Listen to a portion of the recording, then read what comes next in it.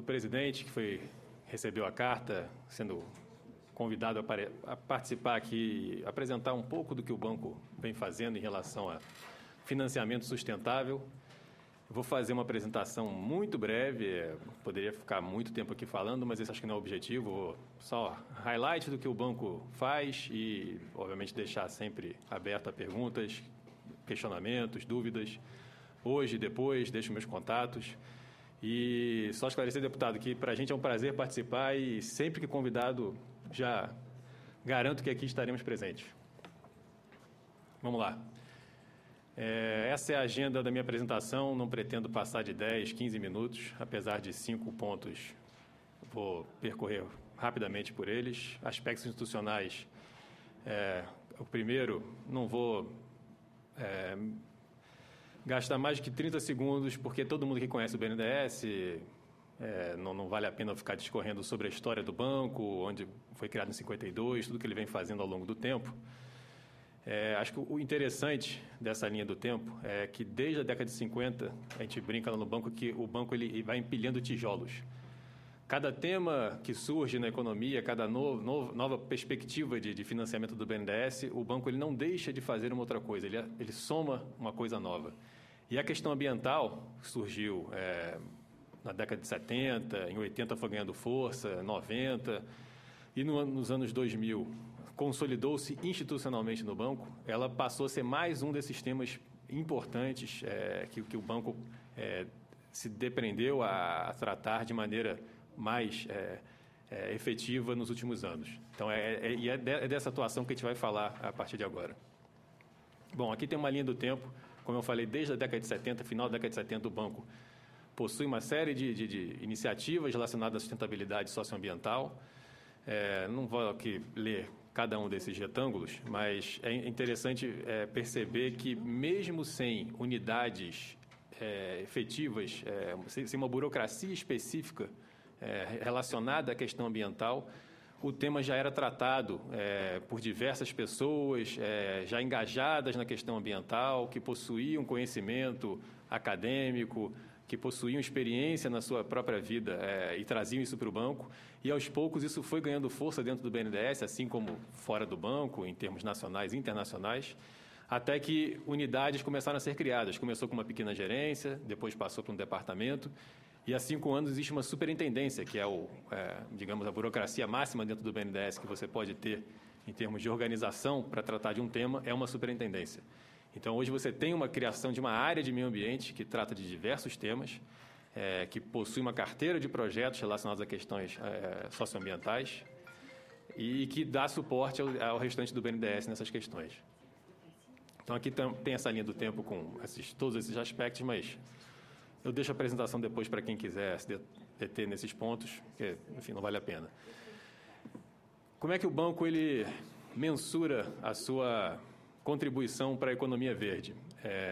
Esses são os desembolsos, cada um desses retângulos são os desembolsos que a gente chama em Green Finance, em economia verde, que o BNDES realizou nos últimos anos, de 2010 a 2013, com um crescimento de 35%, um crescimento expressivo. E nesse financiamento a gente contabiliza tudo aquilo que a gente entende, e esse entendimento, obviamente, não é só do banco, a gente procurou adotar padrões internacionais, entende como financiamento a questões, a projetos sustentáveis, seja a parte de energias renováveis, aí você tem a eólica, tem as hidrelétricas, biomassa, enfim. Tem a parte de financiamento para restauração florestal, para recuperação de áreas degradadas, seja com recursos reembolsáveis ou com recursos não reembolsáveis. Tem o transporte eficiente, a parte de metrô, VLT, enfim, tudo aquilo que substitui um veículo emissor que utiliza combustível fóssil por alguma alternativa de transporte coletivo. E mais outros financiamentos, por exemplo, melhorias agrícolas para uso mais eficiente da terra, uso mais inteligente, com tecnologias avançadas, o programa ABC. Todos esses desembolsos estão contabilizados aí dentro, com essas diversas classificações, e mostra que o banco realmente ele caminha na direção de elevar progressivamente a sua carteira de financiamento verde. Em relação a políticas, o banco possui, dentro da área de meio ambiente, você tem um departamento específico que trata da questão ambiental, da agenda institucional ambiental, com diversas inserções, seja no país ou fora do país. Esse departamento também ele é responsável pela elaboração de políticas, guias, critérios socioambientais que balizam a atuação do banco como um todo, não só da área de meio ambiente. A questão ambiental é uma questão transversal. A área de meio ambiente é apenas aquela que coordena as principais atividades relacionadas à sustentabilidade, mas não é ela que implementa grande parte daqueles projetos, daqueles grandes desembolsos realizados, são pelas demais áreas do banco, a área de infraestrutura, a área de energia, a área industrial, a de insumos básicos. Então, a área de meio ambiente em si tem desembolsos até pequenos, porque são projetos menores relacionados à restauração, a resíduos sólidos. Mas o banco como um todo, ele possui uma série de diretrizes e guias específicos para tratar de setores. E setores como soja, pecuária, cana, que demandam uma atuação um pouco mais próxima do banco, seja por uma demanda dos órgãos de controle, uma orientação dos órgãos de controle, também por uma demanda da sociedade. Então, o banco desenvolveu uma série de mecanismos de maneira que os beneficiários possam se guiar por esses guias socioambientais, por diretrizes específicas, por critérios específicos, a fim de evitar impactos negativos e, obviamente, aumentar aqueles impactos socioambientais desejáveis. Então, esse aqui é um resumo. O banco possui uma política de responsabilidade socioambiental específica, possui guias setoriais, possui políticas setoriais, tudo isso alinhado inclusive com o que o Rodrigo vai falar posteriormente, com a nova resolução do Banco Central, que orienta que todas as instituições financeiras possuam sua política de responsabilidade ambiental. Então, o banco já fazia isso antes, possui um comitê de sustentabilidade, do qual eu sou participante, coordenador, mas outros superintendentes da casa participam. Então, assim, a discussão da temática ambiental no banco ela é crescente, ela é transversal, ela pega o BNDES como um todo, as diretorias, inclusive o próprio presidente. Eu posso até falar isso de maneira bem franca. O nosso presidente ele participa de alguns fóruns internacionais, e um deles se chama Sustainable Energy for All, quer dizer, energia sustentável para todos. É uma organização ligada diretamente à ONU, que possui participação de diversos países, diversas instituições. O presidente ele tem uma posição de destaque e a questão de energias renováveis, eficiência energética, acesso à energia, são debatidos em fóruns de alto nível, e o BNDES e o Brasil, principalmente, são citados comumente com um ótimo exemplo de atuação proativa, de atuação inclusiva, e aí o Luz para Todos é um grande destaque. A parte de eficiência energética e principalmente de renováveis também é muito destacada. A eficiência energética talvez seja a agenda que a gente precise avançar mais, e o banco tem um papel a cumprir nesse sentido também. Em relação ao apoio financeiro, um dos destaques que eu gostaria aqui de colocar é o Inova Sustentabilidade. Para aqueles que não conhecem, existe um plano maior que se chama Plano Inova Empresa, que busca dotar as empresas do país de uma capacidade de inovação maior em diferentes setores. Então, hoje você tem planos de inovação para a indústria do petróleo e gás, que é o Inova Petro, para a agricultura, que é o Inova Agro, Inova Energia, Inova Saúde, Aerodefesa, enfim, são vários Inovas, iniciativas dos ministérios correspondentes a esses setores, junto com o BNDES, com a FINEP e alguns outros agentes de financiamento, mas principalmente BNDES e FINEP. É uma maneira de você organizar a oferta de crédito e, com isso, também organizar a demanda pelo crédito. Todos os Inovas foram um sucesso, e o Inova Sustentabilidade, apesar de alguma descrença no começo sobre a viabilidade de você realmente induzir o setor privado a realizar investimentos sustentáveis, ele possui hoje uma demanda de aproximada 190 planos de negócio ou potenciais projetos para mais de 7 bilhões de investimento. Quer dizer, é realmente algo surpreendente. Para a gente foi uma surpresa positiva você saber que existe um volume grande de empresas interessadas em investir, seja em processos mais eficientes, seja na redução, na redução do uso de recursos naturais, na recuperação de florestas, enfim, na parte de saneamento. São diversos temas, são esses aqui agora, que eu estou colocando para vocês poderem visualizar um pouco melhor.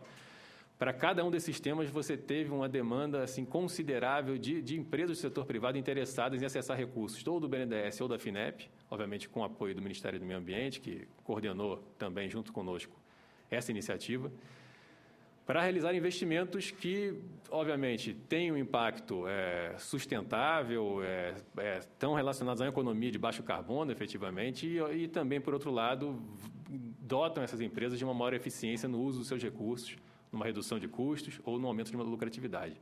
Essa associação entre o que o setor privado enxerga em termos de oportunidade e a sustentabilidade de outro é fundamental para a gente conseguir realmente alavancar investimentos crescentes em termos de sustentabilidade e de transição para uma economia de baixo carbono.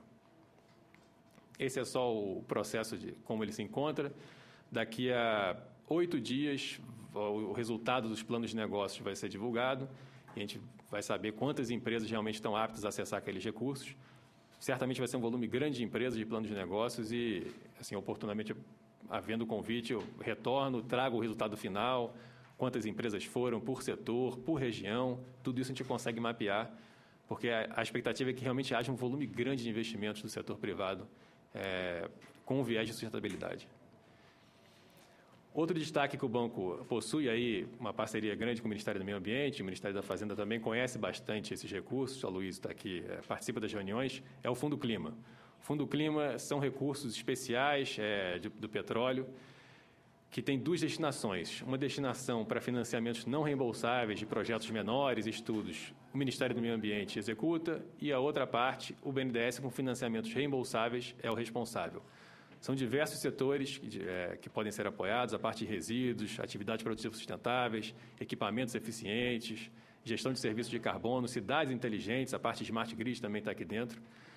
E o grande diferencial do Fundo Clima é que ele possui taxas ainda menores que as taxas do BNDES. Quer dizer, hoje a TJLP já é super competitiva e o Fundo Clima ele consegue ter taxas ainda mais competitivas, graças a uma iniciativa do Ministério do Meio Ambiente e do Ministério da Fazenda, em que entenderam que era importante você realmente oferecer condições competitivas para estimular este tipo de investimento.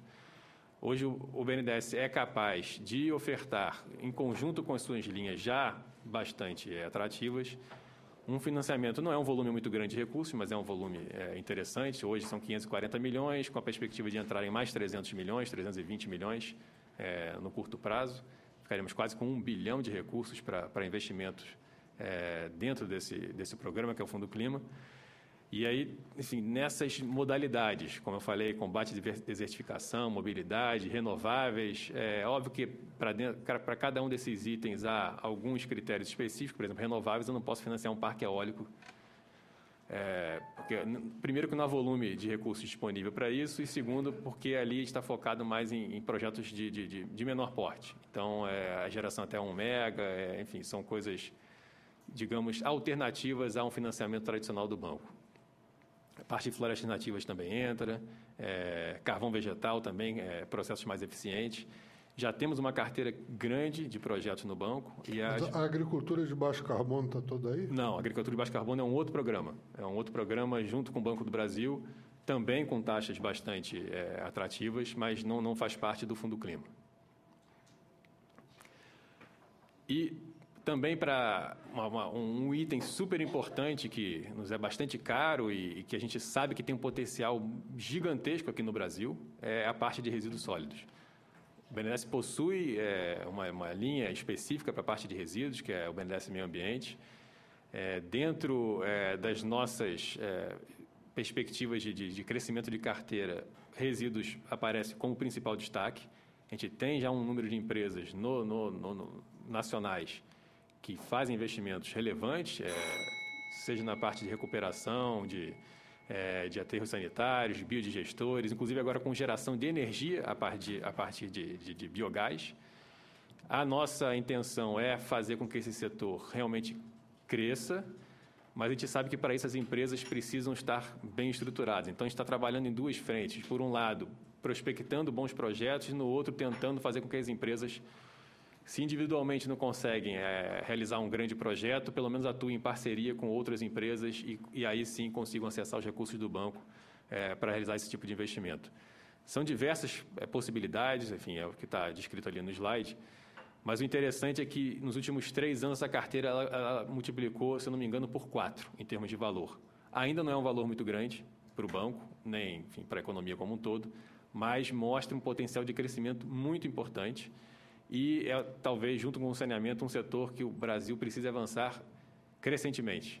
É a questão de tratamento de resíduos, seja a parte de resíduos industriais, resíduos domiciliares.